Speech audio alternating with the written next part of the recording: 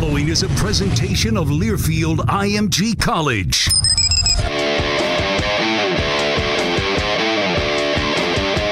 From the Georgia Southern Sports Network, powered by Learfield IMG College. Wings up, Eagle Nation! Touchdown, Georgia Southern!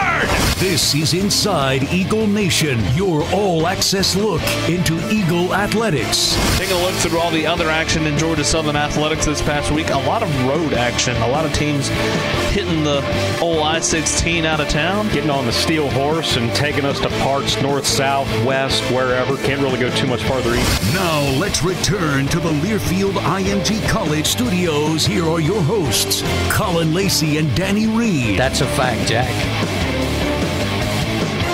Welcome into another edition of Inside Eagle Nation. Episode number 168 is upon us here in South Georgia. Colin Lacy alongside the voice of the Eagles, Danny Reed. As we get to you a full episode of Inside Eagle Nation, we'll dive into Georgia Southern women's basketball this past weekend as they knocked off Georgia State. Had a pretty good weekend for Georgia Southern men's basketball as well inside Hanner Fieldhouse. First time I got to see men's basketball in a little bit, but split the weekend with South Alabama and Troy. We were also talking that was the first time that you had been there for both men's games. Yeah. It had to have been at least 3 years. Yeah, since they started doing the mirror schedule and then with COVID last year, but it feels like it's been about 3 years. Yeah, it's been a little bit. But it's the first time you got to see Georgia Southern women's basketball up close and personal for the last little bit. I think you said Savannah State was the last time you... No, it was the game here against Georgia State, the 25-point blowout. That's right. So Deontay McChester was walking by before the game, and I said, look, if I could be the every other year good luck charm, so be it. But that was nice to see the women rally, especially in the fourth quarter, and we'll get to that in a minute. But with the way the schedules are, you just don't get a chance to see them. Yep, no doubt about it. But some news coming out of the Sunbelt Conference earlier on this week. It came out officially that JMU was going to be joining the Sunbelt Conference July 1st, 2022. Right. So once July rolls around, you have a new member of the Sunbelt and JMU. Again, there's rumors that the other three entering the Sunbelt are going to do something similar. But you know for a fact, JMU, they were kind of the question mark because they are transitioning from FCS to FBS. And if I'm not mistaken, they won't be bowl eligible their first year. But it'll be a lot like Georgia Southern had their first year in the Sunbelt Conference, not bowl eligible, but you can play a full Sunbelt schedule. They're playing a full FBS schedule, but will not be bowl eligible, but can win all the championships. We can compare this to what Georgia Southern did, where remember in 2013 they were technically an FCS independent, and then 2014 FBS member, but as a provisional could not go to a bowl game. And well, that mattered more because Georgia Southern went 8-0 in conference play, won the championship, but was unable to go to a bowl, provided a waiver, unable to get that process. But now with James Madison getting approval to only be a one-year transitional team, they don't have to spend another year in the Colonial because the Colonial basically said, if you don't want to be here, then bye. Yeah, so they weren't real nice about it. No, they were not. They were not nice about it at all. But they're going to join the Sun Belt now, be a provisional for 22. Can't win a conference, or rather can't go to a bowl game in football, could still win a conference title, and can win a conference championship and everything else, but as far as football is, no eligibility for a bowl game just yet for the Dukes. So JMU will become a full member of the Sunbelt Conference July 1st, 2022. And at the moment, that would give the Sunbelt 11 teams, pending the results of the other three. Yeah, and again, there's been rumors going out that the other three are going to join, but that's just the first one that the domino has officially fallen. And ideally, if something were to move with the other three, it would probably have to happen really soon because the Sunbelt football schedule for the fall is coming out March 1st. Allegedly. if that holds to form. Yeah, we might pump the brakes on that one a little bit. Some version of schedule will be out there on March 1st. May not be the final one. All we know is that Georgia Southern has Morgan State to open the season. Bingo. That one's for sure. That one we got. Something else to put on your calendar, February 18th, not this coming Friday, but the following Friday, it's Georgia Southern Athletic Foundation Young Alumni Cocktails and Kicks. So cocktail attire, but you're going to be wearing sneakers. This is the Friday night before the Georgia Southern Georgia State men's basketball game in Hanner. It'll be over at the Pack, but you're going to have DJ Nino and open bar, and they've got signed sneakers to raffle off. Matt Breida, one of those set of sneakers that are custom sneakers that Matt Breida has signed that's going to be raffled off. But you can go online to gseagles.com. It's on all the social medias to get your information in and buy your tickets now.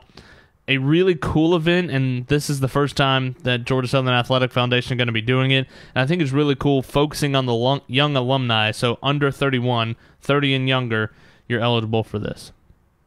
This is a cool idea. Yeah.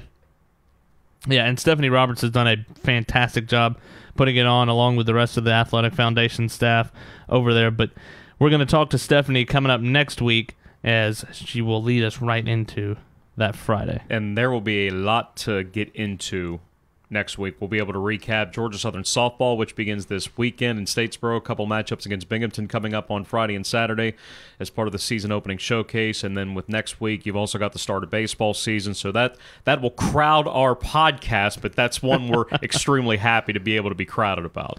Again, you've got chance to enter, and your ticket will get you a entry into the raffle. Again, you've got signed sneakers, one by Matt Breida, one by Younghoe Koo as well, two NFLers, former Georgia Southern Eagles, but those will be raffled off. You can go online to gseagles.com and all the social media platforms to get your ticket. If you're already a young alumni member, you can get a $20 ticket. If you're bringing a guest, the guest ticket is $30, or you can get your membership and a ticket for $50 online. Done. That sounds like a steal to me. Yeah, I'd say so.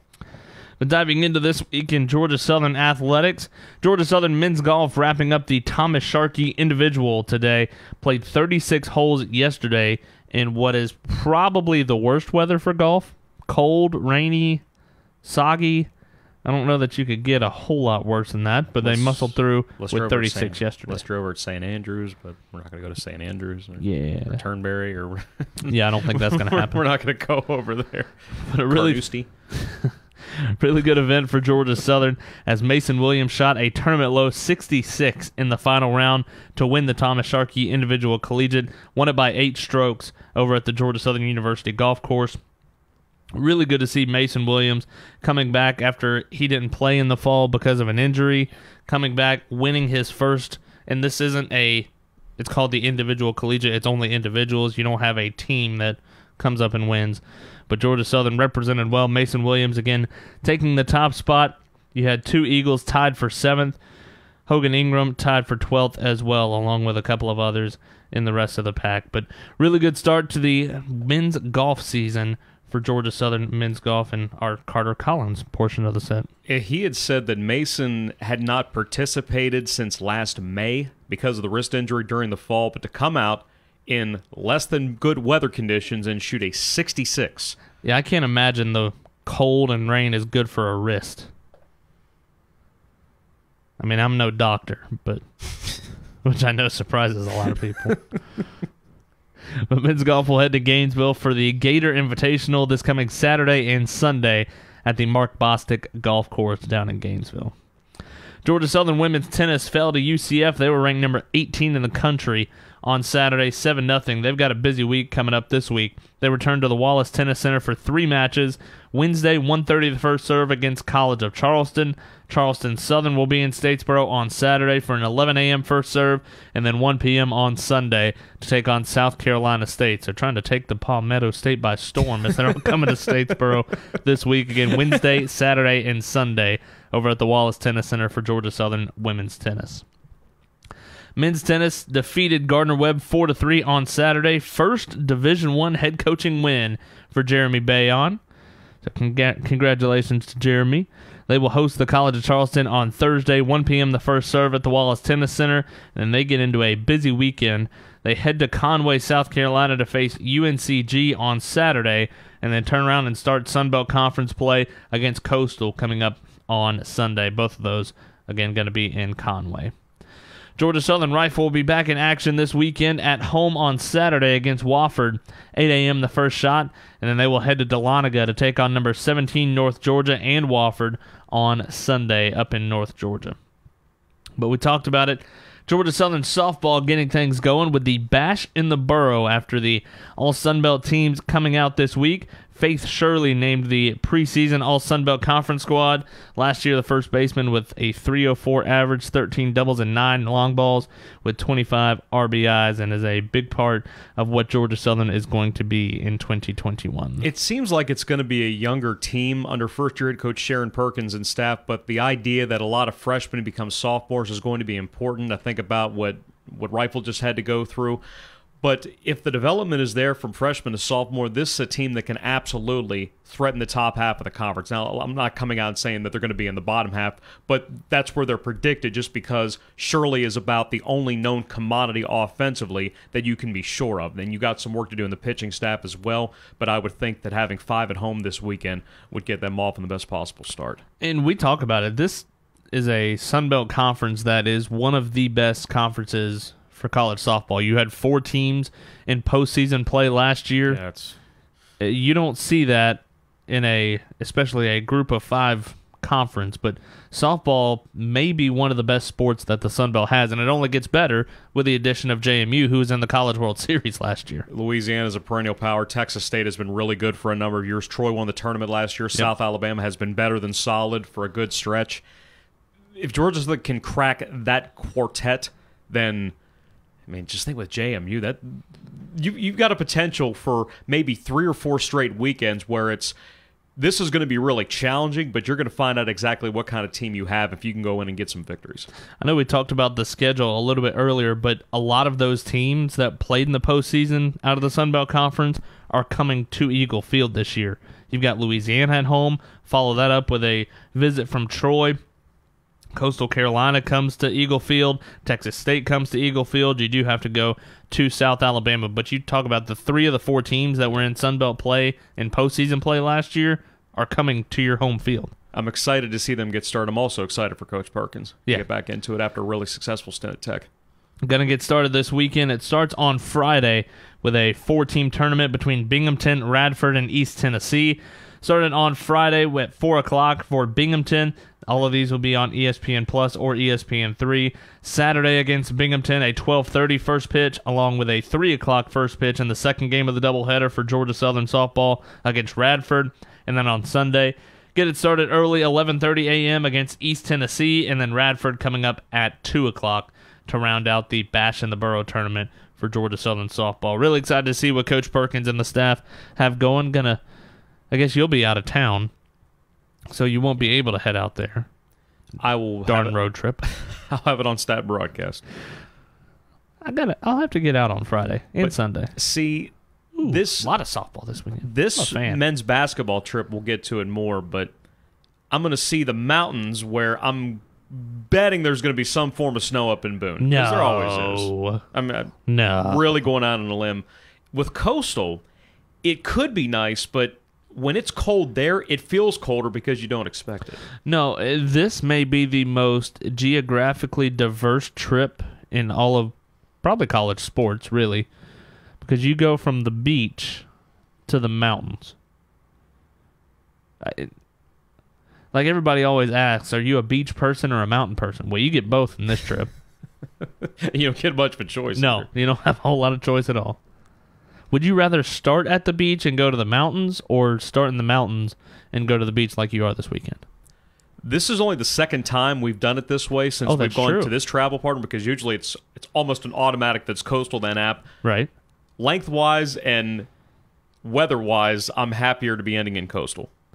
Okay. I like it better this way. Yep. I'm with you. Now, there's a couple of wins. I'm really going to like it, but we'll see what happens once we get up there.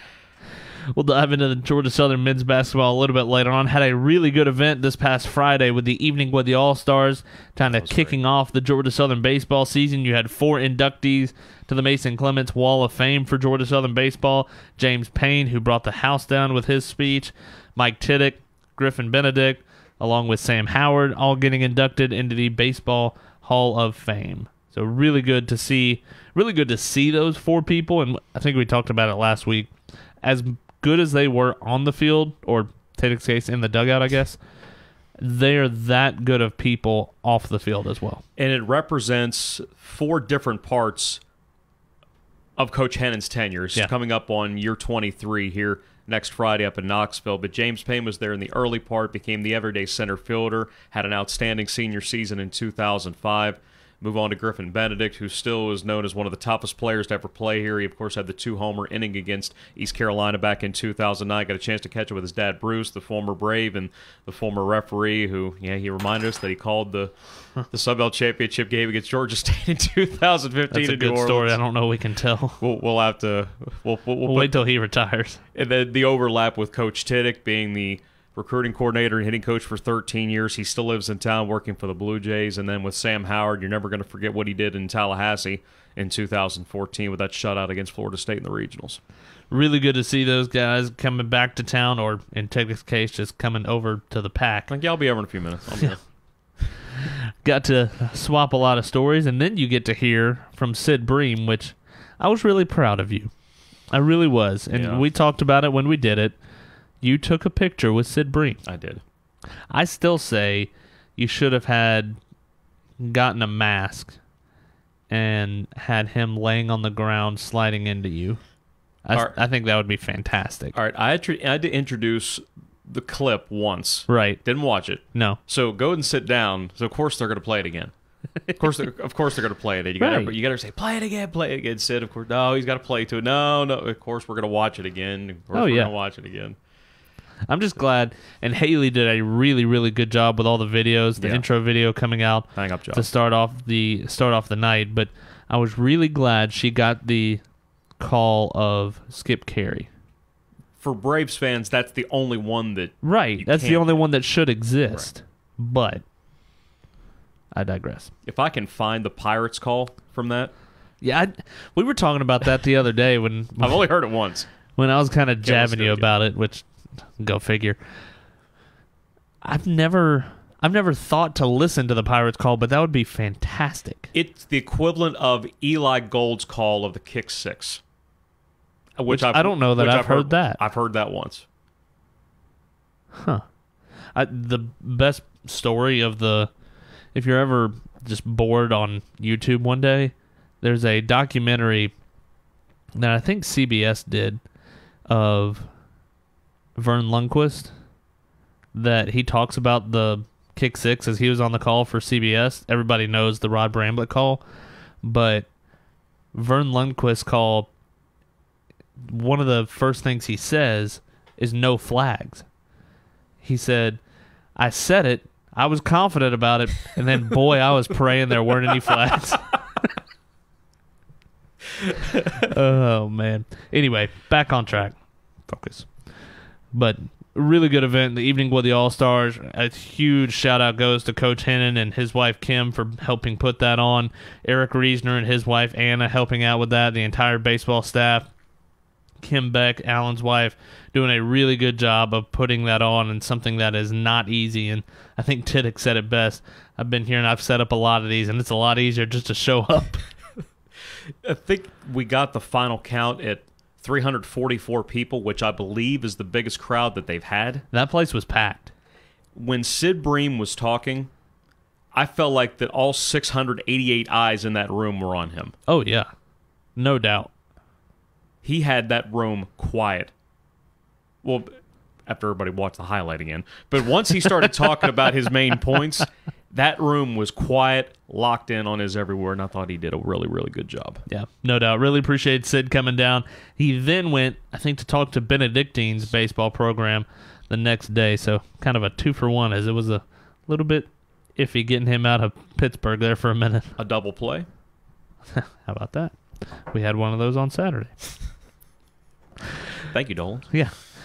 Georgia Southern women's basketball got it done against the Georgia State Panthers. A little bit of revenge on the mind for Georgia Southern after 13 days prior, falling to the Georgia State Panthers 58-56.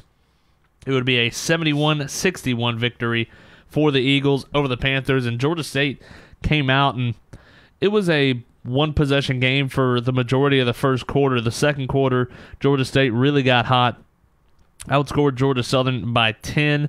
It would be about a 5 or 6 point deficit at the break, but then Georgia Southern really turned it on in the third quarter, the kind of back half of the third quarter, and then the fourth quarter just absolutely dominated Georgia State, but a really good showing out of a couple of different Eagles. 22 points and 10 rebounds for Taran Ward's third double-double of the year.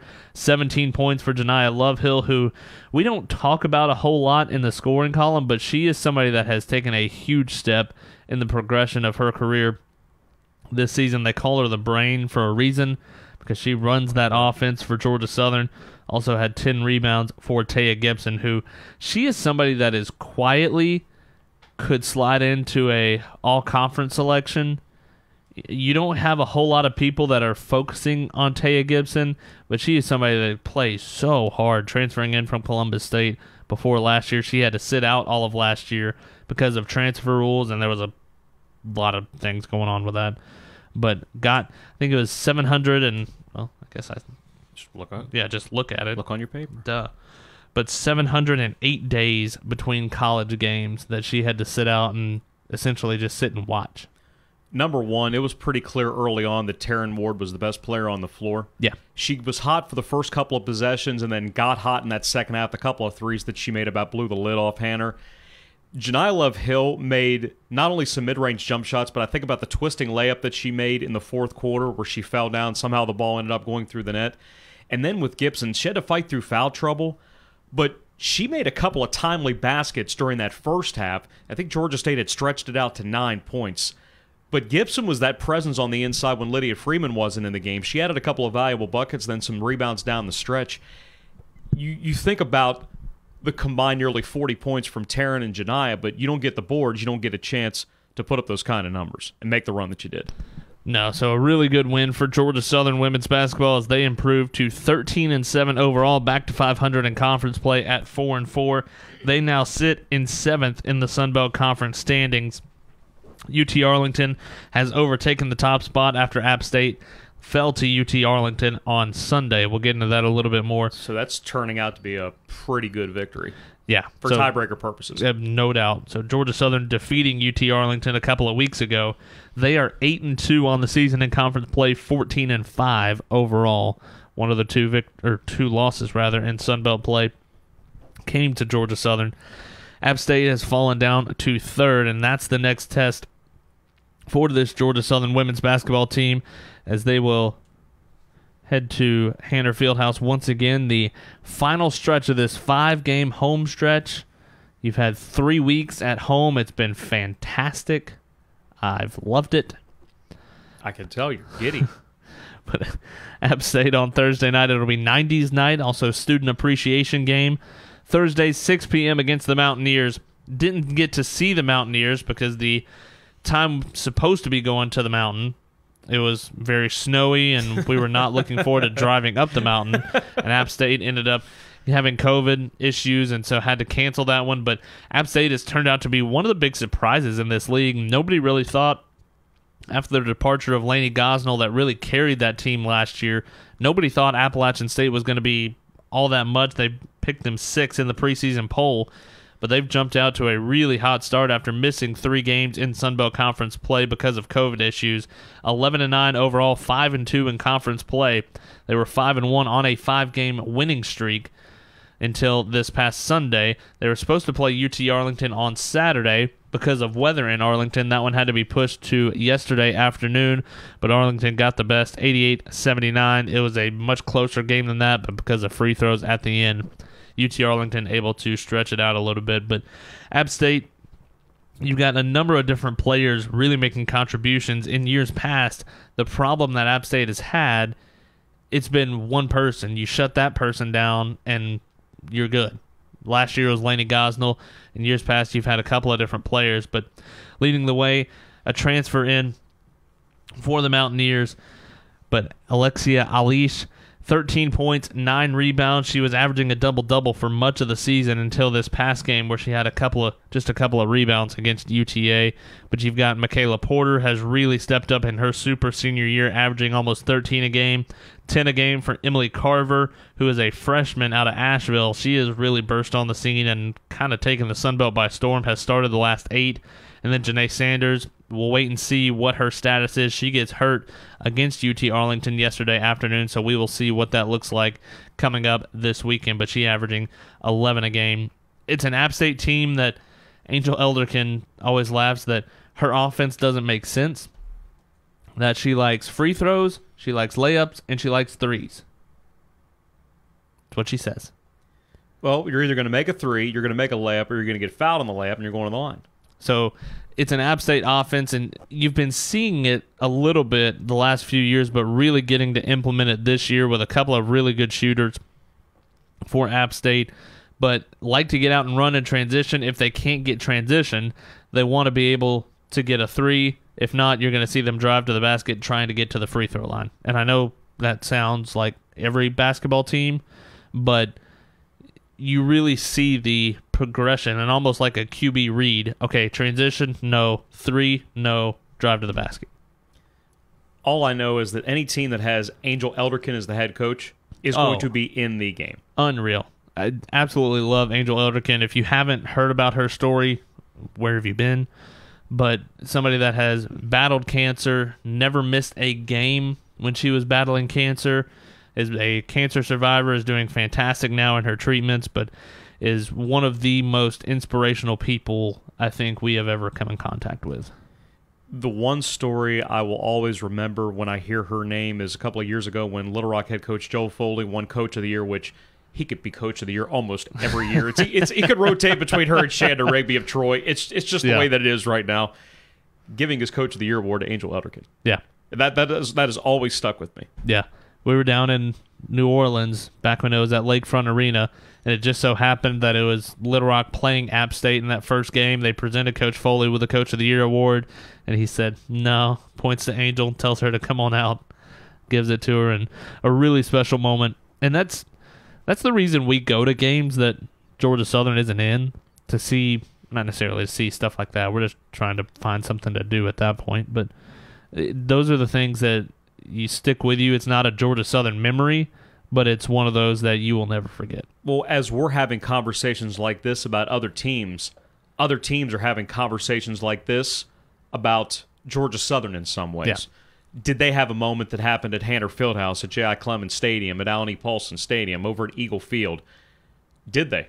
Yeah. And they're trying to have those same kind of memories, those same kind of conversations too. But it'll be Georgia Southern and Appalachian State, 6 o'clock to tip off on Thursday, and then 2 o'clock to tip off against Coastal Carolina. That's the Pack the House in Pink game. Also Senior Day for Georgia Southern because of this 5-game home stretch.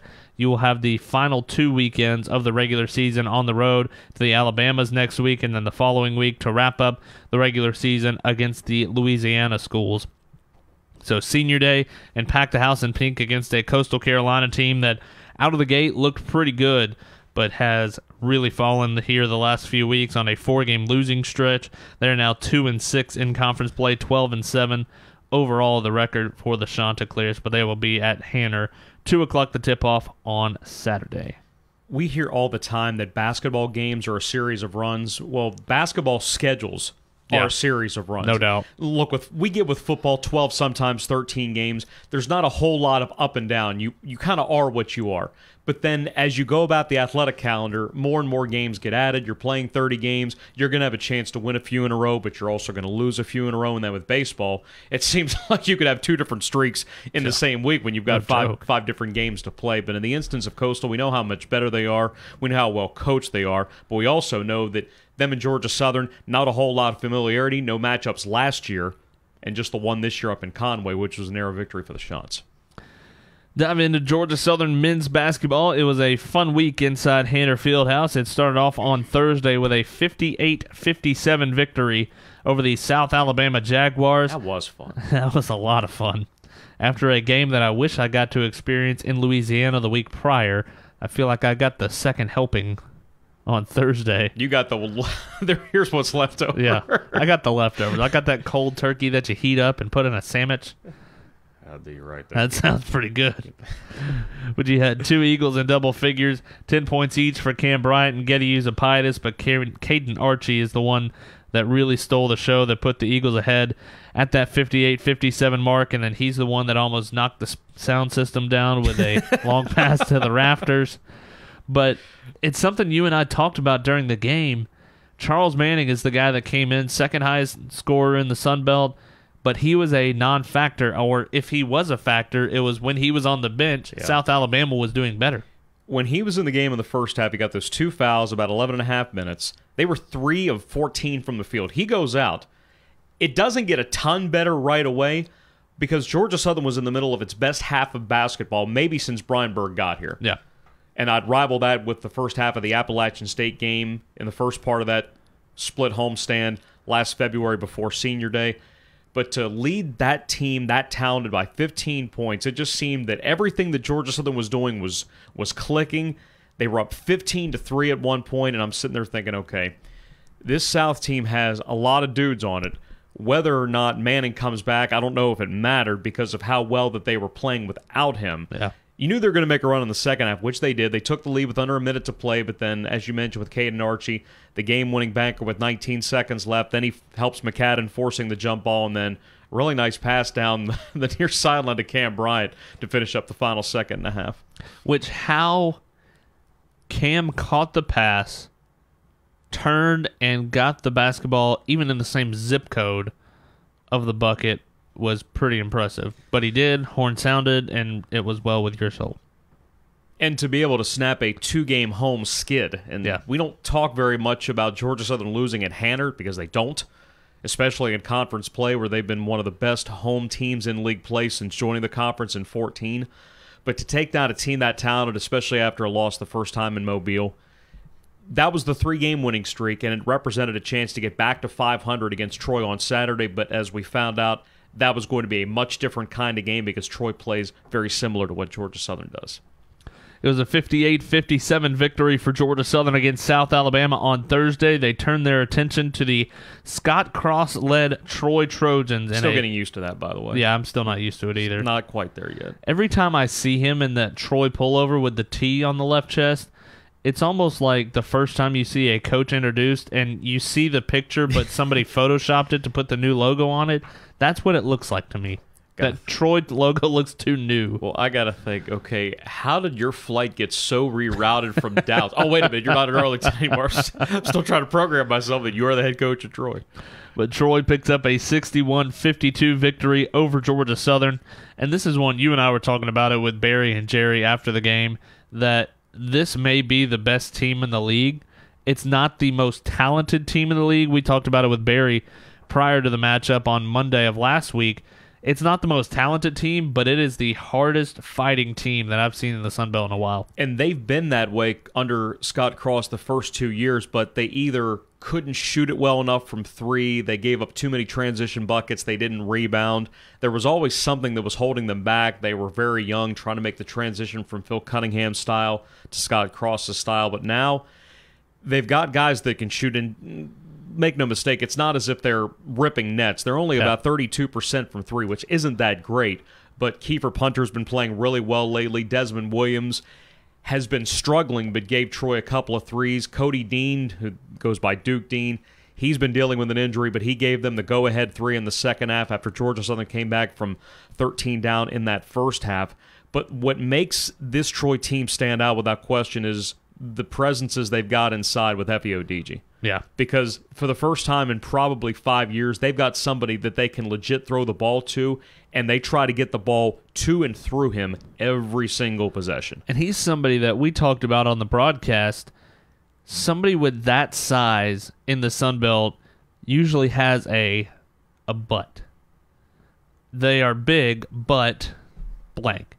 He is somebody that he uses his size, knows his body, and is one of the best that I've seen in this league that knows how to use his body but do it under control. And you could understand why he was so successful his freshman year at UTEP when he was a double-double guy. UTEP hadn't had a guy average 10 rebounds a game in 40 years. Yeah.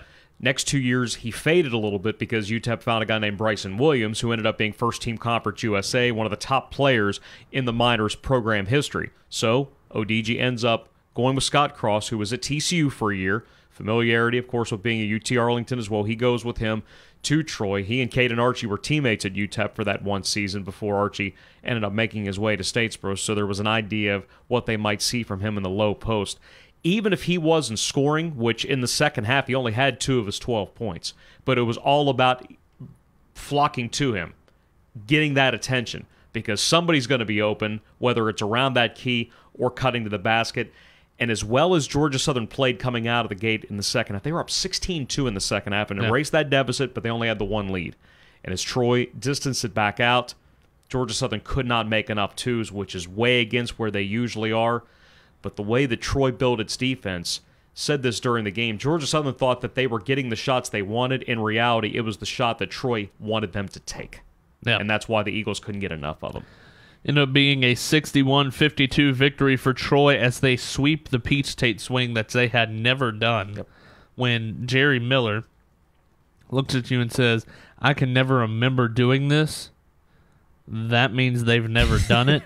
Well, they had lost 7 in a row at Hanner. Yeah. They hadn't won at Hanner since 2015, so that was a big deal just to do it in Statesboro, but to take the entire trip and to stay in second place behind App, that said something for them. And they had a shot to become the first-place team because App was playing UT Arlington after our game had concluded, so you were kind of waiting to see if they were going to be in first or be in second, but they are second behind Appalachian State, which Georgia Southern will see going up the mountain on Thursday, 6:30 the tip-off from Boone, North Carolina, which it's always so fantastic weather this time of year. Oh, I just hope those brakes are good. Come on, Bill. Get the brakes warmed up, Bill. Come on. App State 15-10, 9-3 in conference play after they defeated Arlington 70-61 on Saturday. They have won 4 of their last 5 games, only falling to Texas State by 2 this past Thursday. But it's a team that Georgia Southern knows because they fell 70-62 just a couple of weeks ago. But an App State team, we've talked about it. Donovan Gregory is a big part of it, but Adrian Delph is what App State is about this year. Yeah, 2 of the guys that we've known for a while. The whole team is back from last year that went to the NCAA tournament with the 4 wins in 4 days with Delph.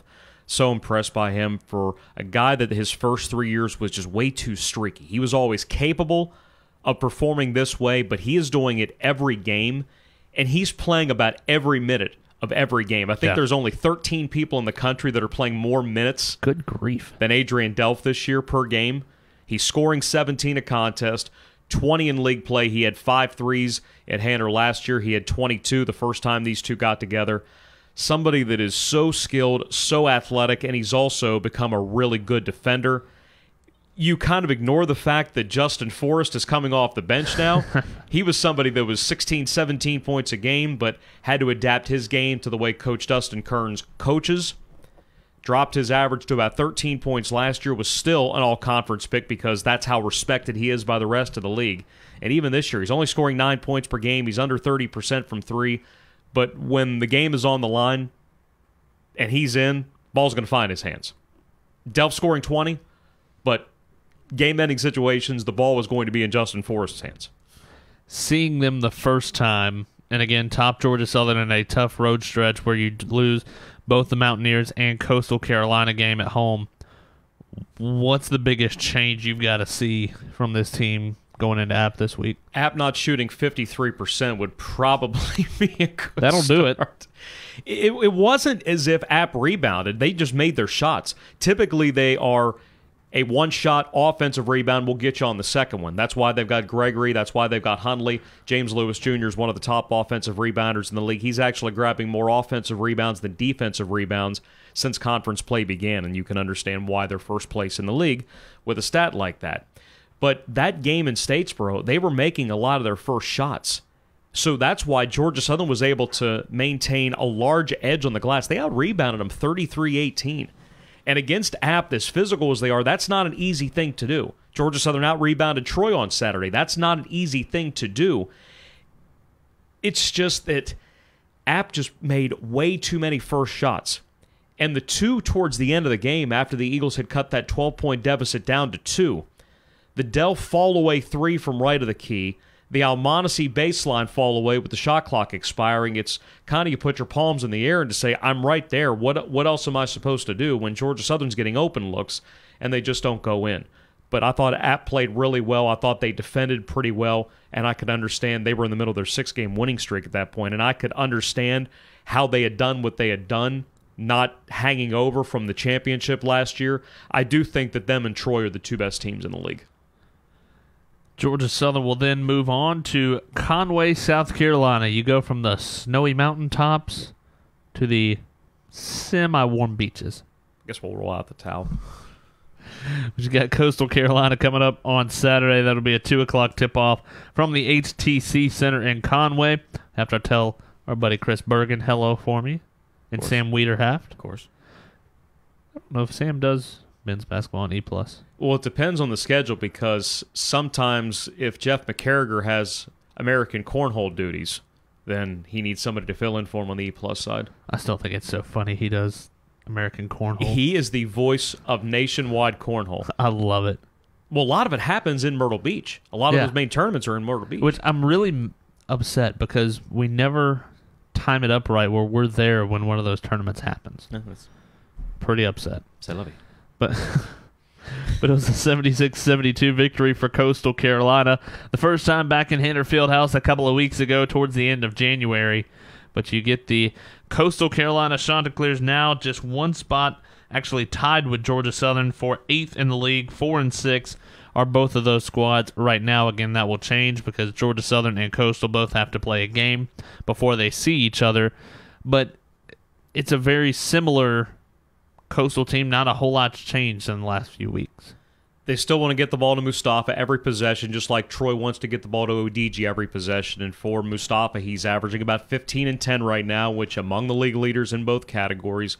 Setting them apart, though, they have an elite three-point shooter in Vince Cole. Yeah. Delph leads the league in made threes with 74 of them, which is possibly on the verge of setting a league record if he can stay hot the final few weeks. Vince Cole leads the league in percentage at 41%. And his back-to-back threes in the second half helped Coastal build that 13-point lead that Georgia Southern could not recover from. It's a Coastal team that still wants to do it similar to App, as if we're not going to make a lot of our first shots. We're going to throw it up and let our big boys, our lengthy guys, go grab those rebounds. Defensively, though, the last 3 years, they have really made improvements. There was a stretch where Cliff Ellis would simply change defenses just to frustrate you. They've gotten so good in their base man that oftentimes they don't need the junk defenses. They still might use them, but they have gotten so good in forcing you to take threes that you think are your shot, but in reality are their shot. The idea that we talked about with Troy and the twos a little bit earlier. So they've found success defensively there, and we also want to make sure that Coach Ellis is doing well. He's missed the last couple of weekends. He's had a bout with COVID.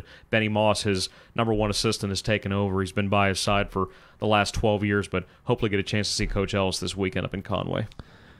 The Carolina swing for both Georgia Southern men's and women's basketball. Women's basketball at home. Men's basketball hits the road to the mountains and beach. It'll be the first time we've had a true mirror in a little bit. That's right. That's exactly right. Appalachian State on Thursday for both. Coastal Carolina at home for women's rather, on the road for men's on Saturday. And then the final week of the season will be mirror. You'll be in Louisiana.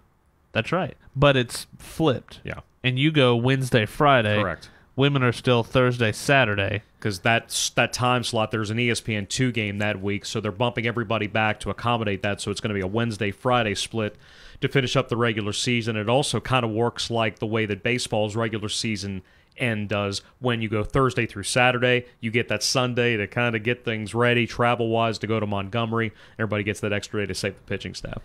Hard to believe you're 3 weeks away, or 3 conference weekends away from conference tournament time down in Pensacola. And in the case of Georgia Southern, look, getting a top 4 seed with just 6 games left, they're probably going to have to win out to be in consideration for a top 4.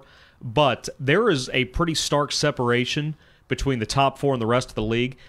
The situation we had on Saturday versus Troy. Eagles win, get help, you're 5th. Yeah. They're tied for 8th right now. They win, get help. They're in 5th going into Saturday. Yeah, I mean, you look at it, Appalachian State kind of is above everything at 9-3, but then you've got Troy at 7-3, and then it gets all kinds of log jammed. Arkansas State and Texas State are tied at 6-3 apiece. South Alabama in 5th at 5-5. Yeah. Louisiana and UT Arlington tied for 6th at 5-6. So you're a half game behind being in 6th, a full game behind being in 5th.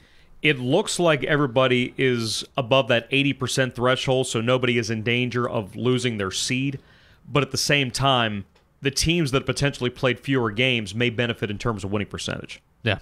Which is what you're going to have to gauge the standings by, and that's the thing we're going to have to look at instead of, okay, 12-4, 11-5. Well, if they win and they lose, well, they're tied. Well, no, since there's an imbalance of number of games, with only 2 teams having played 12 games in conference play so far, it all goes to winning percentage. And for the Eagles, just find a way to start stacking some victories, get back to what you're doing for that 3-game winning streak, and see if you can find a way to scrape into that top 4, which automatically means a first-round bye. And if we have learned anything from the last 2-ish years, don't count anything out.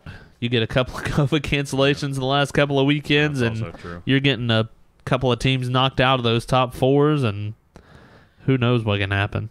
And everybody gets a chance to play in the Bay Center this year. Neither of us got a chance to see it last year because the women played at Pensacola Junior College, same for the men, but now all 24 teams staggered throughout almost a full week will all play at the downtown Pensacola Bay Center. Good to see. But this week, it's App State and Coastal Carolina on the mind. For women's basketball, it's at home Thursday at 6 against App, 2 o'clock on Saturday against Coastal Carolina. For the men, it's on the road to the Mountain at 6:30 on Thursday against the Mountaineers, and Coastal Carolina along the Grand Strand on Saturday at 2 o'clock. We'll have airtime coverage 30 minutes prior to all of that on the Georgia Southern Sports Network. A lot of home matches, games, meets around campus this week. It starts women's tennis on Wednesday, and then after that you've got at least one game match set every day up until next Monday. And we're not completely at the point of the calendar where the weather is going to be 75, 80 every day. We're getting there. I know we're early February, but I also know what Punxsutawney Phil said last week.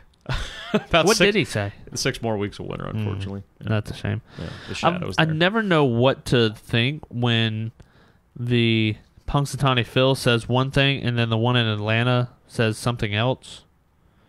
I never really know which one am I looking at.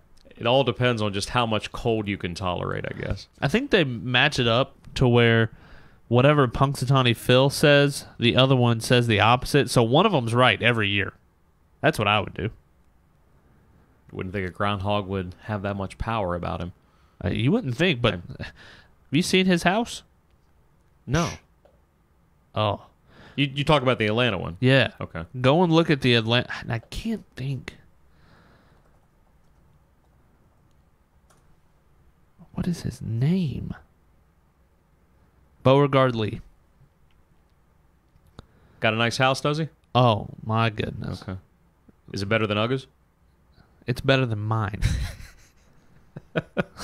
Okay. So, yes. Okay. And I don't think he has a bag of ice in there. Yeah.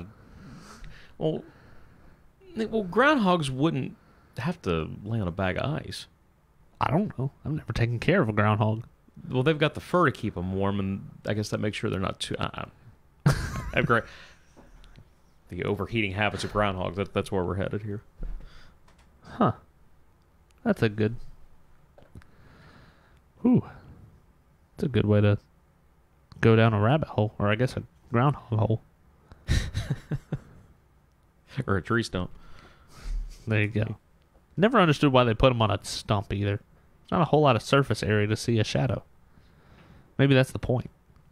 Yeah. Make it more difficult to see your shadow. Therein lies the rub, my boy. Look at there. We're figuring this all out on the fly. There it is. But for this week for men's and women's basketball, 2 each. App State on Thursday, Coastal Carolina on Saturday. Until this weekend, for the voice of the Eagles, Danny Reed, this is Colin Lacy saying so long, everybody. You've been listening to Inside Eagle Nation, powered by Learfield, the official podcast of Georgia Southern Athletics.